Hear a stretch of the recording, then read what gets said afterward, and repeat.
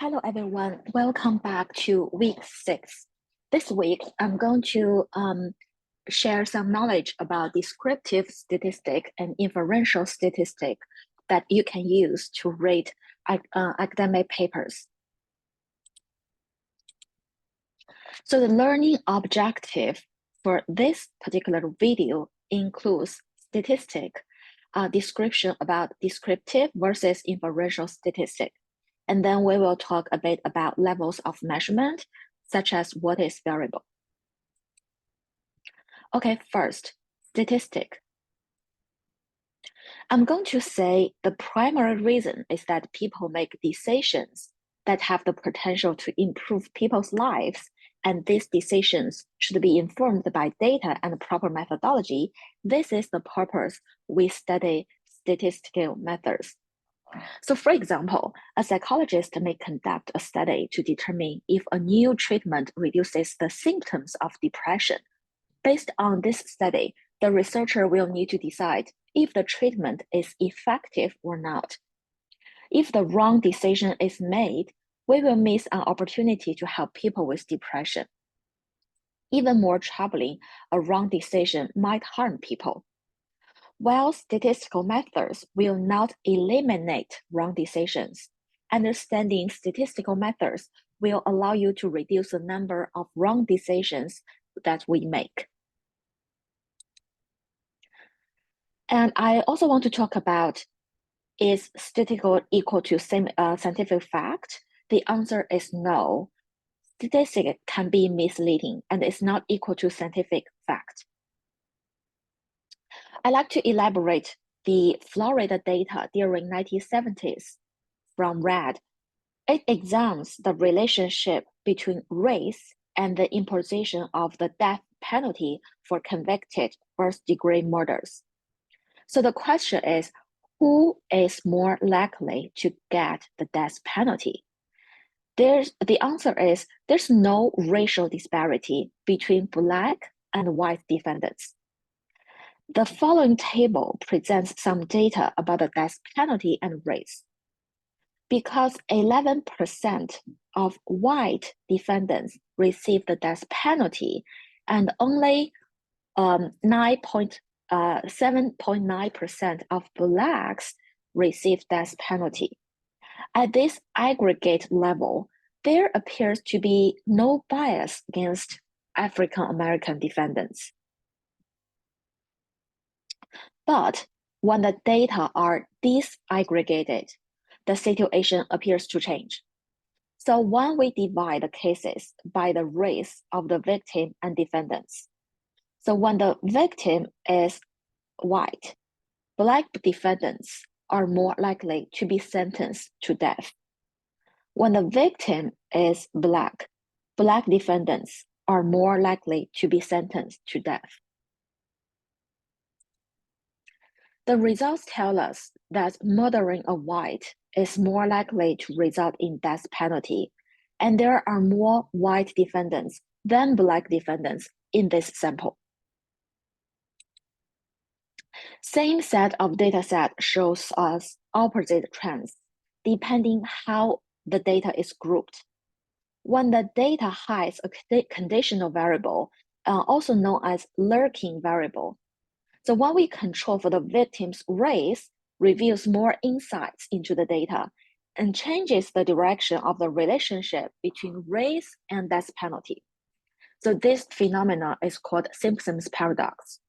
The practical advice that I will give you is that while someone presents you with data analysis results, you always ask if there were other important variables that were left out of the analysis. The consideration of these variables could change the conclusion from the analysis. Okay, so next I will share about the difference between descriptive and inferential statistic. So we will discuss descriptive statistic first. The goal of the descriptive statistic is to organizing and summarizing the data. But inferential statistic is we use statistic to make an inference about a population parameter based on the sample statistic in the study. That is to generalize beyond the data in the current study. We will learn probability, sampling distribution, hypothesis testing, z-test, bivariate analysis like t-test of two independent samples, ANOVA, chi-square. So these are all samples of inferential statistic. For this course, we just go through the basic knowledge of hypothesis testing, bivariate analysis of t-test, ANOVA, and chi-square, and correlation. Before we go to detail about inferential statistics, we need to learn about variables and level of measurements that are important for you to learn the following knowledge. So we have talked about, we have a sample from a given population, right? So when we have a sample in the study, we will begin to collect information. The information we are going to gather is refers to data, and the entire will be called data set. Now we are going to take a closer look of the types of variables that can make up the data set. So what is a variable? A variable is something that can have more than one attribute. It's something that has more than one value and can potentially change values in a given sample or population. So for example, respondent's gender is a variable with more than two possible values. It could be male, female, transgender, or other value. Race and ethnicity is a variable with many values, such as American India, African American, Asian Hispanic, or Caucasian. Race in this class is also a variable because we belong to different racial groups. Age is another variable that can take on different values, such as 2 years old, 16 years old, or 50 years old. Age in our class is a variable because our ages are different.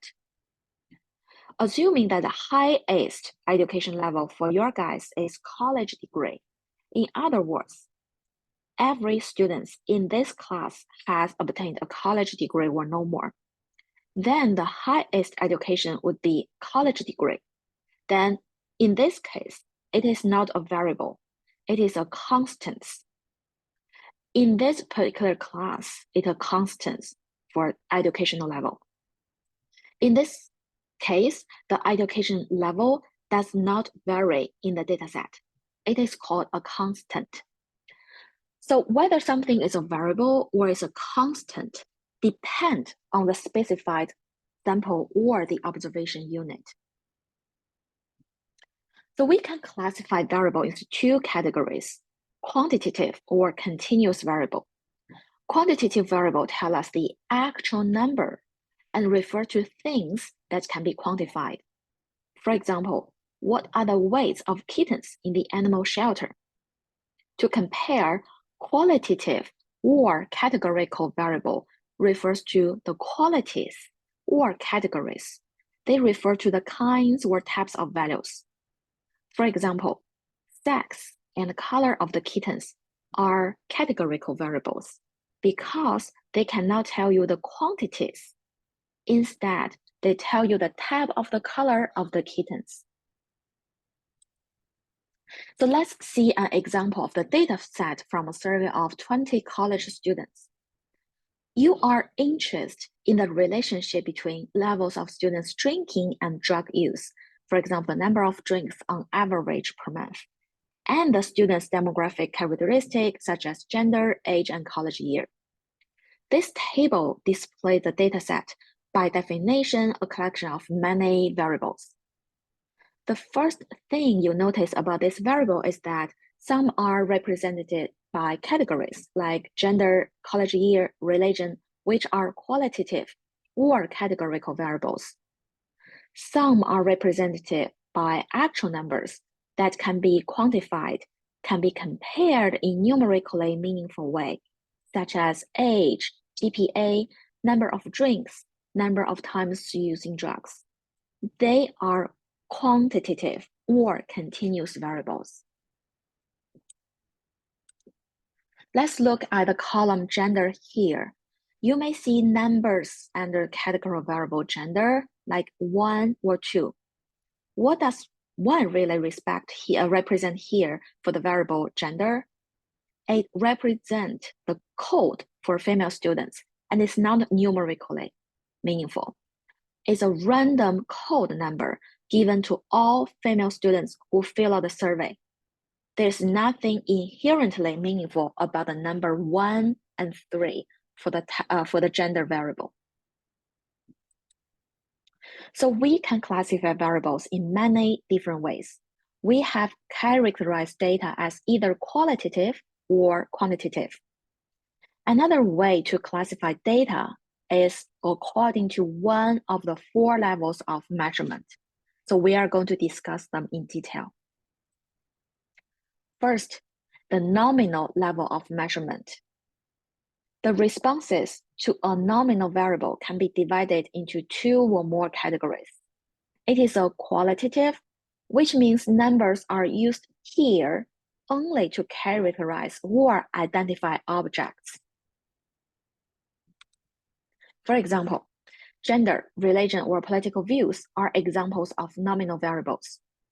Based on existing literature, gender is a nominal variable that can take responses male, female, and others. We cannot say males have more gender. However, future studies may also consider gender as a continuous variable instead of a nominal variable. Likewise, religion includes several categories that are different from each other. It's important to note that we cannot perform mathematical operations with the nominal level data. The numbers are used here only to characterize or identify objects. For example, we coded 2 as Protestant and 3 as Jewish and 1 Catholic. What will happen if we subtract 2 from 3? It is equal to 1 mathematically. However, it is meaningless to do so, right? Because when you subtract Protestant from Jewish, you will not get a Catholic. Second, ordinal variable is a type of measurement that takes values with an order or rank. They are also categorical in nature and is an extension of the nominal variable. Ordinal variables can be ranked from high to low. For example, income. Here, income has 5 categories, ranking from the lowest to highest. It's important to note that we can know whether a value is more or less than another value, but we do not know exactly how much is more or how much is less. For example, participant A selected his income as the first category, annual 0 to 29K. Another participant B chose the third category, 60K to 89K. We know that participant B's annual income is higher than participant A's annual income, but we do not know the exact amount of differences between them. Ordinal level of data can tell us which category ranks higher, but cannot inform us the exact value.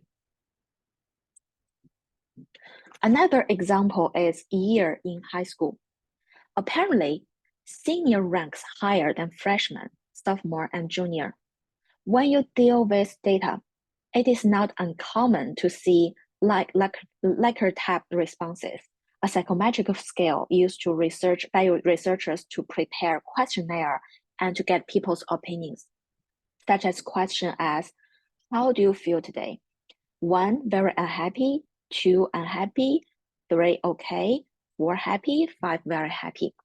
So we are able to measure how do you feel as more happy or less happy, but we cannot specify the size of the intervals between happy and very happy. One more thing to discuss here is the numbers in each category. 1 represents very unhappy, 2 represent unhappy.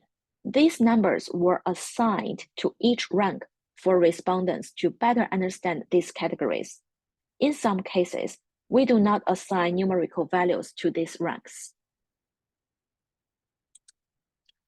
Third, interval variable An important feature of interval variable is that it's a numerical variable. It is a type of quantitative variable. Interval variables allow us to quantify the numerical relationship among them. Specifically, each point on the scale have an equal distance from one another. This feature makes it different from ordinal variable. Again, each point on the scale have an equal distance from one another. Please see the example of temperature measured in Celsius or Fahrenheit. It is considered as an interval variable. The difference between two values is meaningful.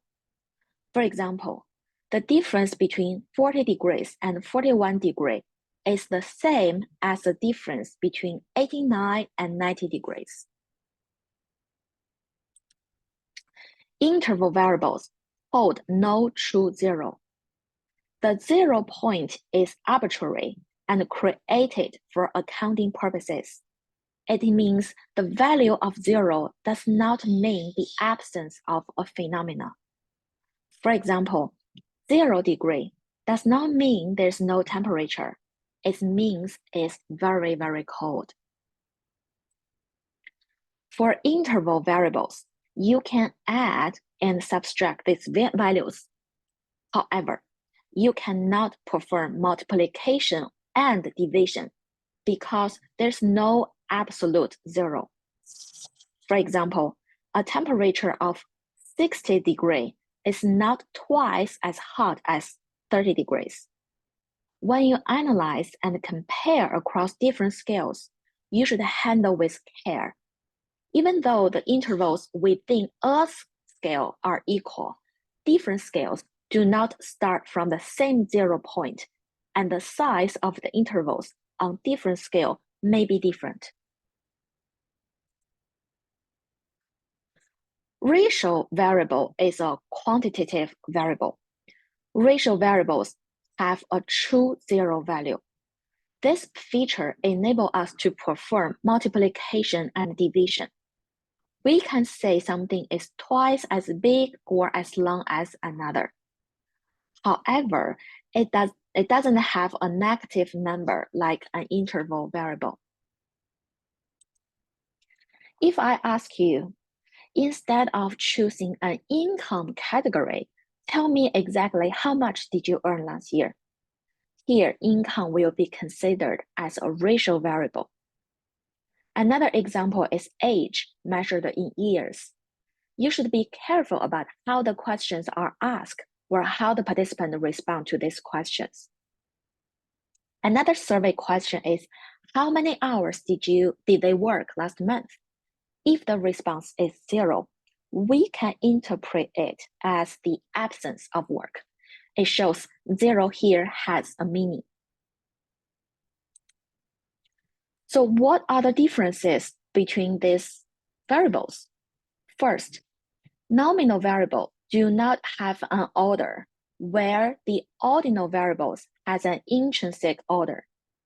Similarities are both of them are categorical variable, have an inconclusive mean and a mode, and can be visualized using bar charts or pie charts. Second, ordinal data can be ordered, but the differences cannot be measured. Third, for interval variable, the differences between each value can be measured. There is no true 0. There's no true 0, and the values cannot be multiplied or divided. And lastly, for the ratio variable, it ranks the peak in 4 levels of measurement. So why should we care about the differences between these variables? Because the tests carried on these variables are different. For example, for nominal variable, only the mode, that's one type of descriptive analysis, can be analyzed. To compare, for ordinal variables, we can perform analysis like the mean, mode, quantile, and percentile, etc. In the next slide, we will talk about what operations we can perform for different levels of measurement for these variables. The combination of different types of variables is one of the factors in choosing an appropriate statistical test. This checklist is very useful, and I recommend you to memorize them beforehand. So for the following videos of this week, we will discuss this statistic related to the level of measurement of the variables one by one.